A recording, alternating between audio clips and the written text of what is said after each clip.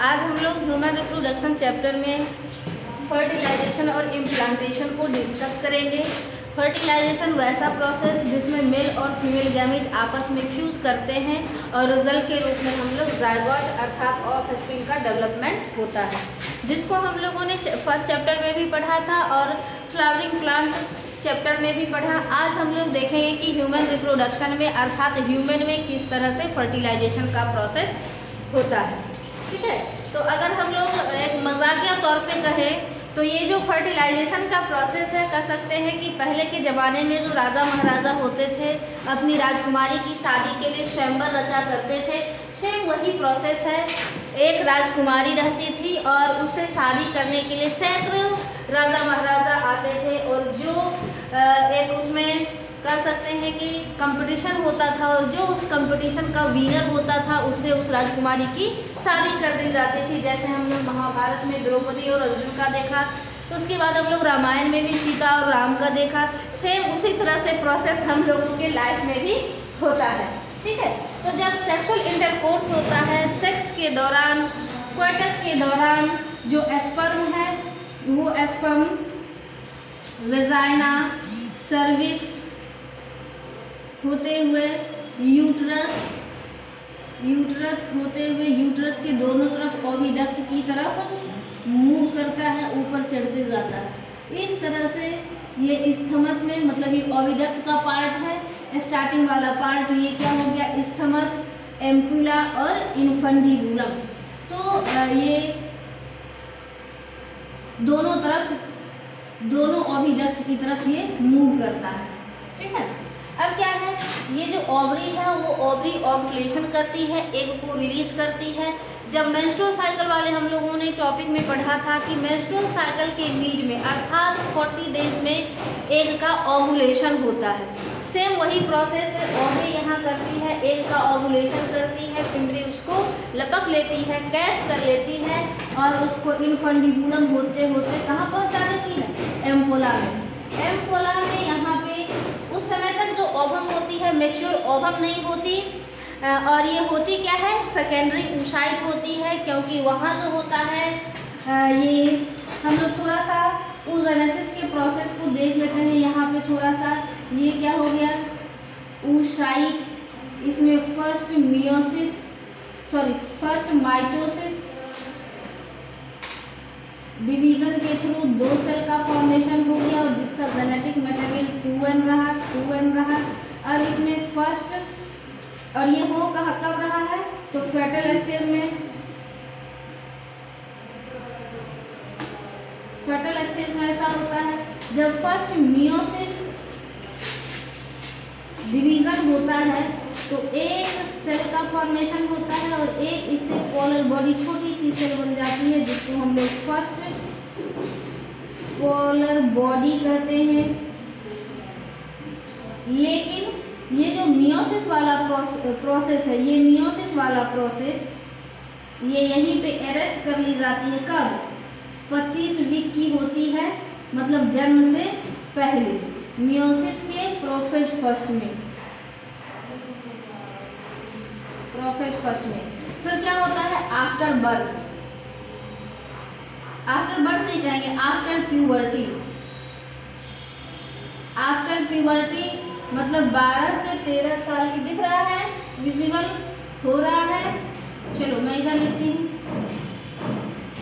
हाँ, 12 से 13 वर्ष की जब स्टेज आती है फीमेल की, जब प्यूबर्टी हिट करती है, तब क्या होता है कि ये जो फर्स्ट मियोटिक डिवीज़न था, ये फर्स्ट मियोसिस डिवीज़न पूरा हो जाता है और एक सेल का फॉर्मेशन होता है जिसको हम लोग क्या कहेंगे, सेकेंडरी oocyte। और ये जो बनता है फर्स्ट माइटोसिस, उसको हम लोग बोलते हैं प्राइमरी oocyte। इससे तुम लोग वाकिफ हो, पिछले क्लास में हम लोगों ने इसको पढ़ा था, oocyte। अब क्या होता है कि इतना तो हो जाता है, लेकिन जब तक कि फर्टिलाइजेशन नहीं होता, क्योंकि हम लोग जान रहे हैं कि मियोसिस 2 स्टेज में पूरा होता है। जब इस दोनों का फर्टिलाइजेशन होता है तब सेकेंड मियोसिस जो होता है, मियोसिस स्टार्ट हो जाता है और स्टार्ट होने के बाद एक फेज आता है मियोसिस का, मेटाफेज 2, सेकेंड राउंड में, मेटाफेज 2। मेटाफेज सेकेंड में आकर के अरेस्ट कर लिया जाता है, रुक जाता है। और जब फर्टिलाइजेशन का प्रोसेस होता है मेटाफेज में, तो फर्टिलाइजेशन के थ्रू सेकेंडरी oocyte से मैच्योर ओवम और एक छोटा सा सेल बनता है जिसको हम लोग सेकेंड पोलर बॉडी कहेंगे।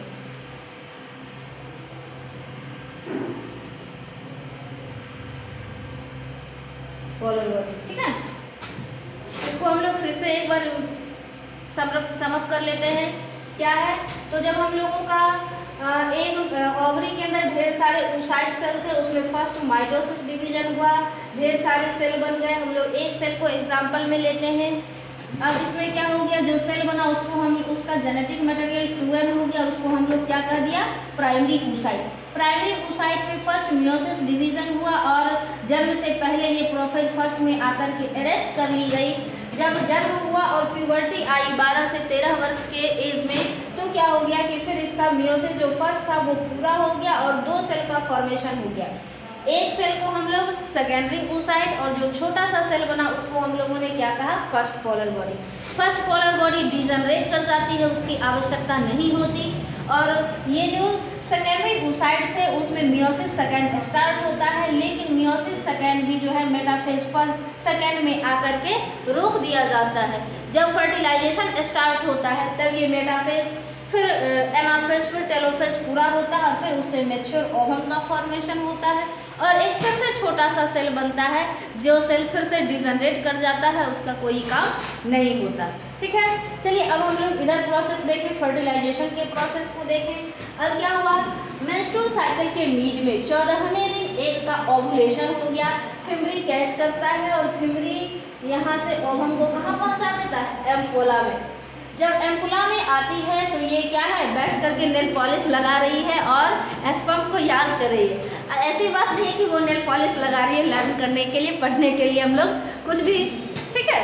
तो ये अपने दूल्हे राजा, अगर हम लोग मजाकिया तौर पे सोचें तो एग को, ओवम को हम लोग दुल्हन बोल सकते हैं और स्पर्म को दूल्हे राजा बोल सकते हैं, ठीक है। तो ये जो दुल्हन है, दुल्हन अब मेकअप सेकअप करके तैयार हो करके बैठी है अपने दूल्हे राजा के इंतज़ार में। लेकिन ये दूल्हे राजा का इंतज़ार ज़्यादा देर तक नहीं कर सकती। इसका जो लाइफ स्पैन होता है ओवम का, वो ओवम का लाइफ स्पैन 24 आवर्स से 48 आवर्स होता है, ठीक है। लेकिन एनसीईआरटी 24 आवर्स दिया हुआ है, 24 आवर्स ही कहेंगे। तो 24 घंटे का इसका लाइफ स्पैन होता है। ये 24 घंटे तक इस तरह से बैठी है कि चलो आ जाएगा स्पर्म, आ जाएगा स्पर्म, आ जाएगा, ठीक है। तो ये स्पर्म जो है ये बहुत ऊंचाई को फांदते हुए मेल बॉडी से फिर फीमेल बॉडी में सेक्सुअल इंटरकोर्स के बाद, सेक्स के बाद वेजाइना, सर्विक्स, यूट्रस ऊपर चढ़ते चढ़ते ओविडक्ट में पहुंचती है। ओविडक्ट का जो फर्स्ट पार्ट है एक पतली सी ट्यूब लाइक स्ट्रक्चर है जिसको हम लोग स्थमस कहते हैं। स्थमस से होते हुए कहाँ पहुंच जाता है, ये एम्पुला में पहुंच जाता है। एम्पुला में पहले से वेट कर रही होती है दुल्हन कह सकते हैं। तो अब क्या होता है, अब हम लोग इसको थोड़ा सा बाहर निकल के समझते हैं, दुल्हन को लाया जाए स्टेज पे। चलो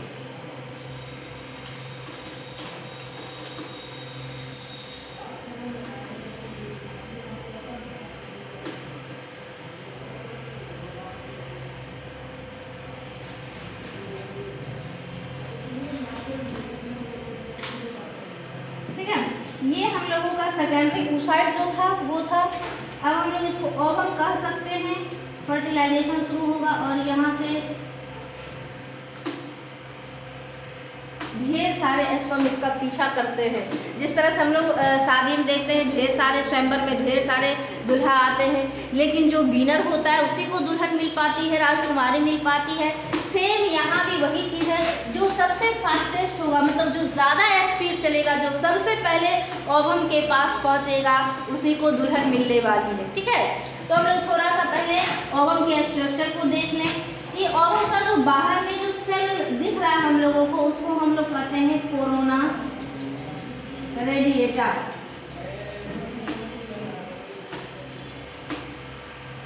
कोरोना रेडिएटा। ये मतलब ये जो सेल्स है ये रेडिएशन की तरफ फैली हुई है, इसीलिए इसका नाम है कोरोना रेडिएटा। ठीक है। अब इसके अंदर में भी एक लेयर हम लोगों को दिख रही है, इस लेयर को हम लोग कहते हैं ज़ोना पेलोसुडा।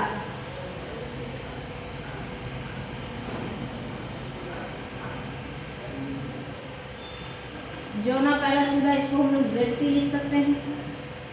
अब क्या है, हम लोग क्या देखते हैं अपनी सोसाइटी में, जब लड़कियां प्यूबर्टी को पार करती है अर्थात यंग एज में आती है, तो मनचले आसपास मंडराते रहते हैं।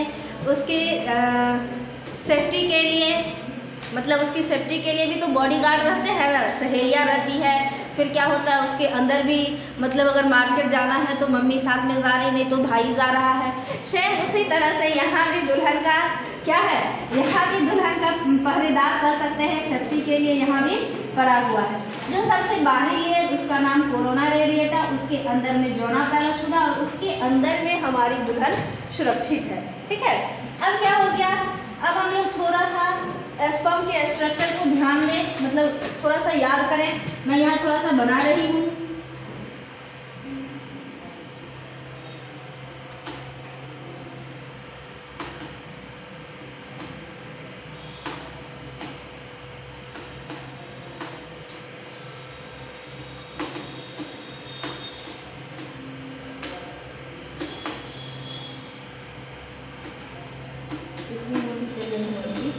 चलो, हम लोगों ने देखा था क्या कि ये पूरा स्पर्म है, ये स्पर्म का टेल हो गया, ये मिडिल पीस हो गया, ये इसका नेक हो गया, और ये जो हेड वाला पार्ट है उसको हम लोग दो पार्ट में डिवाइड किए थे। कैप लाइक स्ट्रक्चर, जिसको हम लोगों ने क्या कहा था, एक्रोसोम, और ये हेड है जिसमें न्यूक्लियस है। ठीक है। तो अब ये जो स्पर्म है और यहाँ मिडिल पीस है जिसमें सेंट्रियोल पड़े हुए हैं, सेंट्रियोल पड़े हुए हैं। अब क्या है कि ये जो स्पर्म है, स्पर्म के हेड में टोपी जैसा स्ट्रक्चर है, कैपनुमा स्ट्रक्चर है, जिसको हम लोगों ने क्या पढ़ा था, एक्रोसोम। इस एक्रोसोम में लैक्टिक एंजाइम भरे रहते हैं, जिस एंजाइम को क्या कहते हैं बच्चों, हाइड्रोडेज एंजाइम, जिसको हम लोगों ने पिछले क्लास में पढ़ा था। ये एंजाइम का क्या काम होता है कि इसके मतलब चारों तरफ जो पहरेदार लगे हुए हैं उसको ब्रेक करने का काम करता है। अब मन में आ रहा कि मैम अगर ये एक ब्रेक करता है, मतलब ये ब्रेक कर रहा है, तो अगर ये इन किया तो फिर तो इसके बाहर में पहरेदार खत्म हो गए, दूसरा तीसरा सब घुस सकता है। तो क्या अगर एक को एक से अधिक स्पर्म अगर फर्टिलाइज करे तो कंप्लीट फर्टिलाइजेशन होगा क्या? नो। अगर एक से अधिक स्पर्म एक ओवम को फर्टिलाइज कर रहे तो वो कंप्लीट फर्टिलाइजेशन नहीं होता है। तो इसमें क्या होता है कि जब ये सपोज दैट कोरोना रेडिएटा को ये डिस्ट्रॉय कर दिया और ज़ोना पेलोसुडा को भी डिस्ट्रॉय कर दिया, डिस्ट्रॉय करके ये स्पर्म इसके अंदर इन किया, तो क्या हुआ कि ये जो हम लोगों का ज़ोना पेलोसुडा और कोरोना रेडिएटा जो था वो भी क्या किया, ऐसे सबटांस को सक्रिय किया, जिसकी वजह से उसकी जो लेयर थे, जो डिजनरेट लेयर थे, उस लेयर से बहुत स्ट्रॉन्ग कह सकते हैं वाल का डेवलपमेंट हो गया, ताकि दूसरे स्पर्म इसमें इन न कर सकें। अब क्या है, तो हम लोगों का जो लाइफ है एक दूसरे के कंट्रीब्यूशन से चलता है, मिल बांट करके हम लोग खाते हैं। सेम यहाँ भी यही चीज़ होता है। क्या होता है, तो ये जो एग है, ओवम है, इसके पास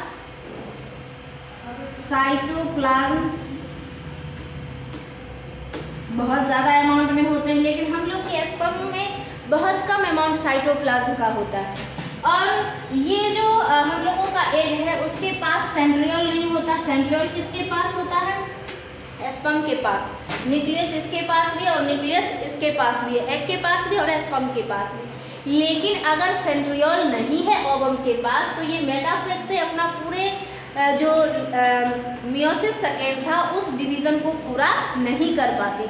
उस डिवीज़न को पूरा करने के लिए इसको सेंट्रियोल चाहिए, जो सेंट्रियोल कौन देता है? स्पर्म जा कर के देता है, और एक बदले में क्या देती है? साइटोप्लाज्म देती है। अब क्या हो गया, अब ये इन कर गया, अब इसका ये ओवम का न्यूक्लियस और यहाँ पे किसका, स्पर्म का न्यूक्लियस, ये दोनों आपस में फ्यूज कर गए। अब देखो एग प्लस ओवम दोनों फ्यूज कर गया तो एक सेल का स्ट्रक्चर बन गया। ठीक है, इसके पास भी एन था और इसके पास भी एन था, ये दोनों एन मिल करके 2n स्ट्रक्चर बना, जो सेल बना उसको हम लोग क्या कहते हैं, जायगोट कहते हैं। जायगोट ही ऐसा सेल है जिससे हम लोगों के पूरे बॉडी का फॉर्मेशन होता है।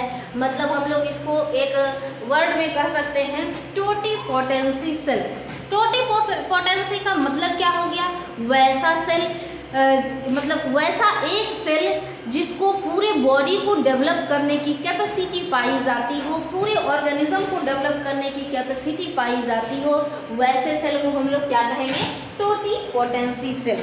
ठीक है, अब हम लोगों ने तो फर्टिलाइजेशन को देख लिया। फर्टिलाइजेशन क्या है, स्पर्म और ओवम के मिलने के प्रोसेस को, फ्यूज होने के प्रोसेस को फर्टिलाइजेशन कहेंगे। अब फर्टिलाइजेशन, यहाँ पे एक क्वेश्चन आता है कि फर्टिलाइजेशन किस रीजन में होता है, ओविडक्ट के किस रीजन में। तो कुछ एनसीईआरटी बुक ने एम्पुलर भी लिख दिया है, एम्पुलरी रीजन, और कुछ एनसीईआरटी में ही, एनसीईआरटी ने ही अपने आंसर को चेंज किया है। तो कुछ एनसीईआरटी बुक में भी क्या लिखा है कि ampulla plus ampulla plus isthmus plus ampulla के जंक्शन पे, ठीक है, इस दोनों के जंक्शन पे फर्टिलाइजेशन हुआ। तो तुम लोगों को जिस तरह से ऑप्शन आए उस तरह से टिक करना। अगर एम्पुला आए एम्पुलरी रीजन में तो एम्पुला को हम लोग टिक करेंगे कि एम्पुला में फर्टिलाइजेशन हुआ। अगर नहीं ऑप्शन में दे दे एम्पुला और इस्थेमस के जंक्शन पे तो हम लोग उसको टिक करेंगे। तो हम लोगों ने रीजन को भी समझ लिया, एम्पुला और एम्पुलरी रीजन या इस्थेमस और एम्पुला के जंक्शन में फर्टिलाइजेशन हुआ। चलो अब फर्टिलाइजेशन के बाद क्या है, अगला हम लोगों का टॉपिक इम्प्लांटेशन। अब इम्प्लांटेशन है क्या, तो यहाँ जो एम्पुला में फर्टिलाइजेशन हो गया, अगर फर्टिलाइजेशन हो गया, जायगोट का फॉर्मेशन हो गया, तो वो धीरे धीरे धीरे धीरे इस्थेमस से आगे बढ़ते बढ़ते बढ़ते बढ़ते कहाँ आता है, यूट्रस वाले रीजन में आता है। कहेगा क्यों आता है, क्योंकि उसको न्यूट्रिशन चाहिए, और न्यूट्रिशन मिलेगा कहाँ से, तो जब तक वो यूट्रस से इम्प्रेंट नहीं होगा, यूट्रस में आकर के इम्प्लांट नहीं होगा, यूट्रस में आकर नहीं चिपकेगा, तो उसको न्यूट्रिशन नहीं मिलेगा। तो हम लोग कह सकते हैं कि फर्टिलाइज क्यों कहें, जायगोट को करेंगे कि जब वैसा प्रोसेस जिसमें जायगोट आकर के यूट्रस में इम्प्रेंट हो जाता है, इस तरह से आकर के चिपक जाता है, लटक जाता है, तो यही प्रोसेस क्या कहलाता है, इम्प्लांटेशन। जब जायगोट स्टेबल हो जाता है, एस्टेब्लिश हो जाता है कहाँ, यूट्रस में इंडोमेट्रियम की दीवार को पकड़ करके, तो यही प्रोसेस क्या कहलाता है, इम्प्लांटेशन। चलो बच्चों आओ हम लोग डिटेल में देखें कि इम्प्लांटेशन होता कैसे है। तो ये क्या हो गया, ओवम और सॉरी एक दो बार मैंने एग और ओवम लिख दिया है।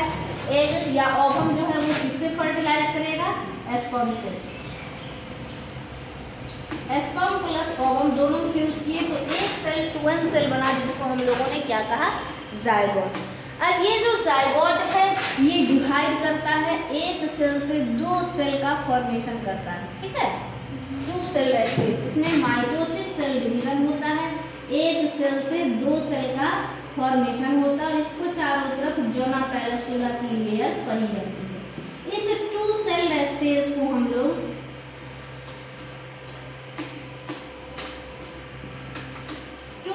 स्टेज को क्लीवेज कहते हैं, क्लीवेज। और ये जो सेल है ये स्टेज हो गया, 2 सेल स्टेज कहला गया क्लीवेज, और ये जो 2 सेल बने वो सेल क्या कहलाए, ब्लास्टोमेयर, ठीक है।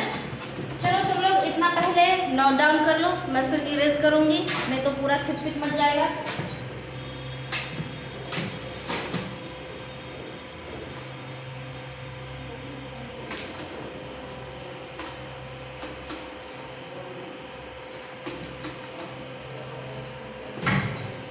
हो गया, इरेज करूं,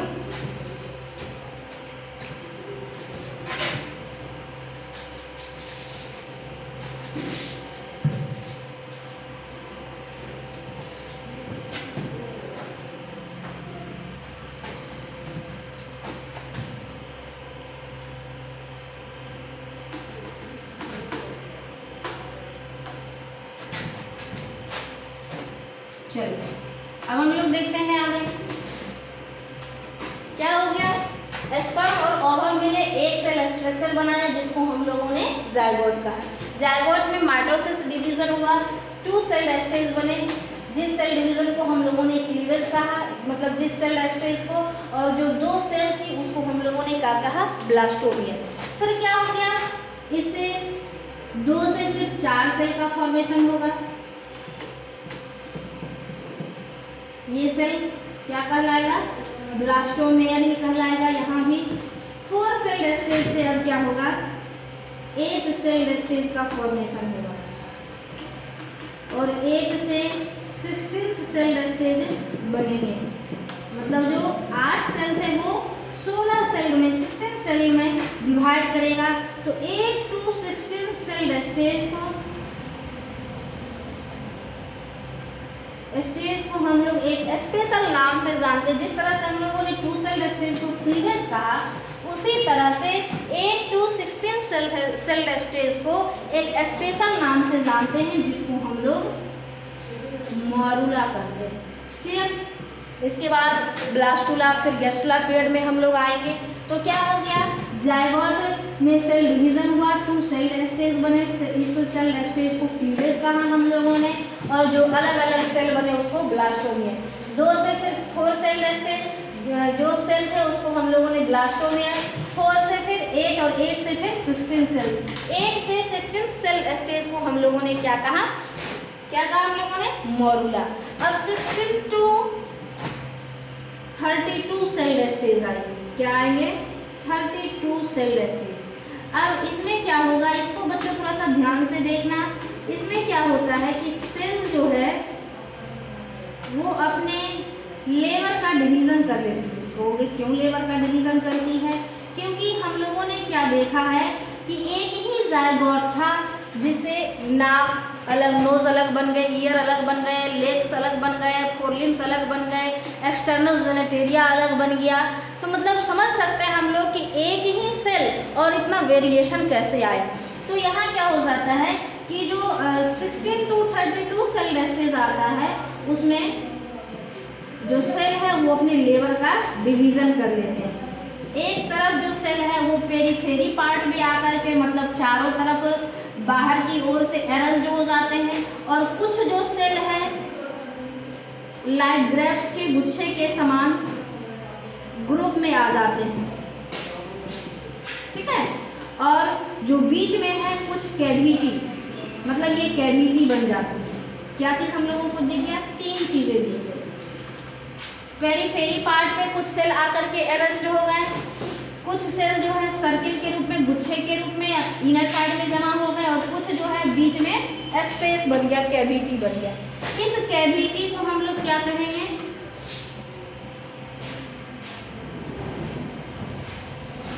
ब्लास्टोसेल कैविटी को।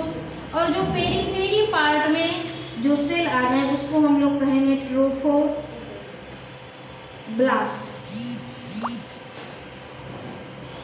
और जो इनर में, मतलब अंदर में सर्किल के रूप में सेल अरेंज हो गया, उस सेल को हम लोग कहेंगे इनर सेल मास।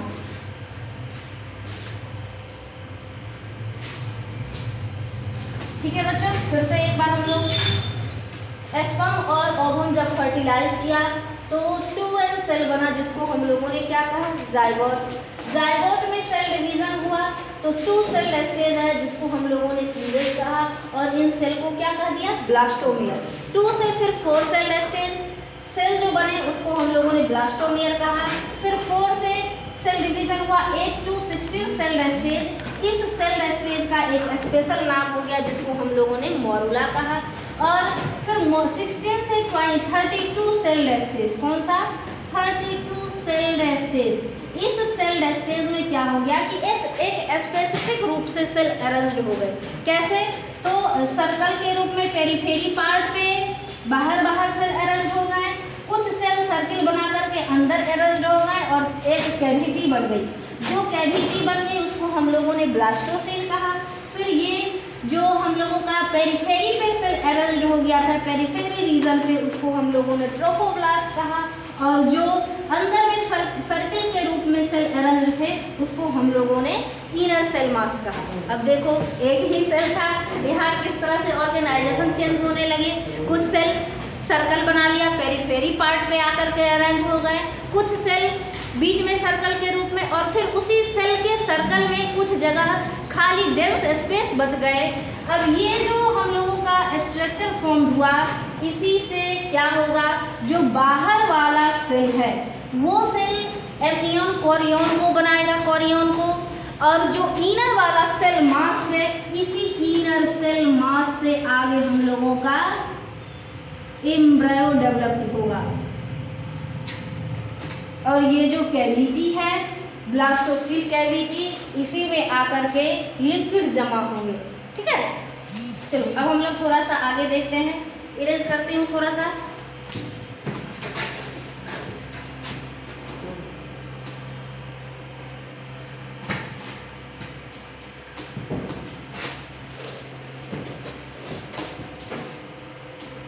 हाँ, एक क्वेश्चन इसमें यहाँ भी आता है।